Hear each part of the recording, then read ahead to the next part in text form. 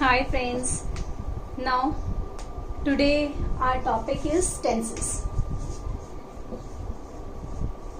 So first of all, what is tenses? What is tenses? होता क्या है tenses? तो अगर हम ये एक सीधी भाषा में समझें तो क्या होता है कि जब भी हमें आज के बारे में, कल के बारे में, जो हो चुका है, जो होने वाला है, या हम सिंपल कोई भी सेंटेंस में बात करना चाहते हैं, ठीक है, तो हमको जब भी सेंटेंस बनाना है उस समय हमें ध्यान में क्या रखना पड़ेगा कि हमें कि कुछ रूल्स रेगुलेशंस का ध्यान रखना पड़ेगा, ठीक है. Those rules and regulations depends on tenses. हम जितने भी सेंटेंसेस बनाते हैं all depends on tenses. Now first of all, how many types of tenses are there? So tenses is divided into 3 parts: present tense, past tense and future tense. Okay, present tense, past tense and future tense. अब present tense, past tense और future tense का मतलब क्या होता है कि हम किसके बारे में बात कर रहे हैं? हम आज के बारे में बात कर रहे हैं, जो हमारी अभी की सिचुएशन है, ठीक है. फिर एक होता है पास्ट, मतलब जो हमारा बीत चुका है, और फ्यूचर मतलब जो अभी होने वाला है. तो again what happens that all these 3, अगर हम हिंदी में बोले तो वर्तमान काल, भूतकाल और भविष्य काल, ठीक है.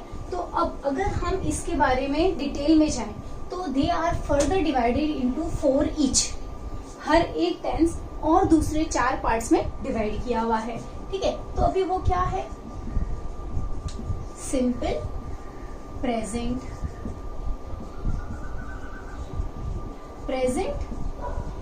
Perfect, present continue and present perfect continue. Okay, तो ये क्या है? प्रेजेंट के 4 टाइप्स हैं. जैसे ये प्रेजेंट के टाइप्स हैं, in the same way past के और फ्यूचर के भी टाइप्स हैं. पास्ट के देख लेते हैं. Okay, now what is there? जिस तरह से प्रेजेंट टेंस के 4 पार्ट्स हैं, उसी तरह से पास्ट टेंस के 4 है और फ्यूचर के 4 है. Simple past, past perfect, past continue, past perfect continue. Simple future, future perfect, future continue and future perfect continue. Now ये इस तरह से उसको डिवाइड किया गया है. तो हम लोग ये सिंपल बोले तो क्या बोल सकते हैं कि tenses, how many types of tenses are there? There are such 12 types of tenses. अब हर एक टेंसेस के कुछ रूल्स होते हैं, लेकिन पहले हम लोग इसके ऊपर काम किस तरह से करेंगे? तो सबसे पहले आता है लेटर, ठीक है. अब लेटर मतलब क्या है? अल्फाबेट. लेटर मतलब क्या है? अल्फाबेट, ठीक है. तो यहाँ पे हमारे पास अलग अलग अल्फाबेट्स हैं. ये सारे अल्फाबेट्स मिलकर क्या बनाते हैं?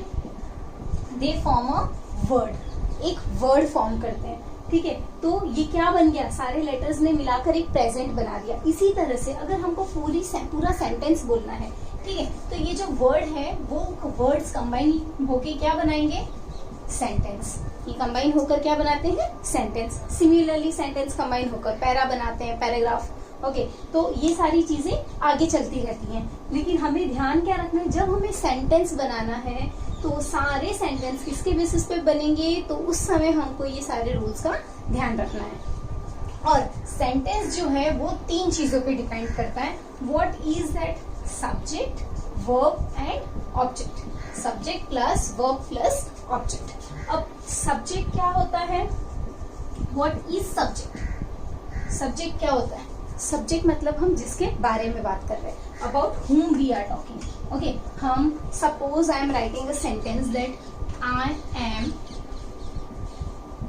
Teaching English.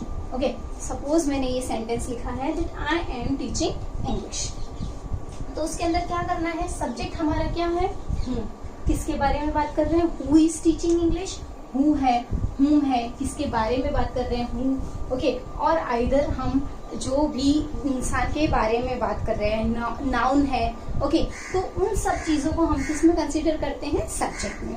अब हमारा जो सब्जेक्ट है वो यहाँ पर क्या है? आई. आई क्या कर रहा है? व्हाट इज, वो क्या है? वर्ब. वर्ब क्या होता है? एक्शन. एक्शन परफॉर्मिंग जो भी टास्क होते हैं.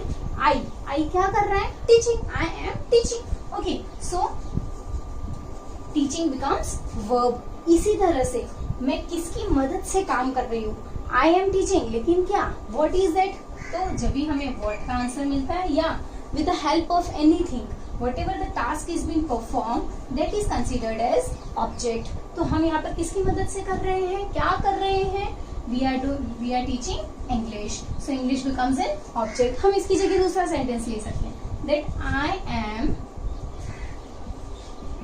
teaching to my students. Okay, so here what happens, students become object. ऐसा जरूरी नहीं है कि क्या कर रहे हैं किसकी मदद से, जो हमारा जिसके बेसिस पे ये जो हमारा एक्शन है, वर्ब है, वर्ब जिसकी मदद से सेंटेंस को कंप्लीट करता है, that is considered as our object. अब उसके साथ साथ और भी कई सारी चीजें यूज होती है, जैसे कि form of to be. Form of to be क्या होता है, ये हम सब कुछ जानेंगे किसके अंदर, टेंसेस के अंदर. ओके, सो आज हम यहाँ तक कंप्लीट करते हैं. टेंस का ब्रीफ डिस्क्रिप्शन मैं आपको नेक्स्ट वीडियो में दूंगी. Please do like, share and subscribe my video. Thank you.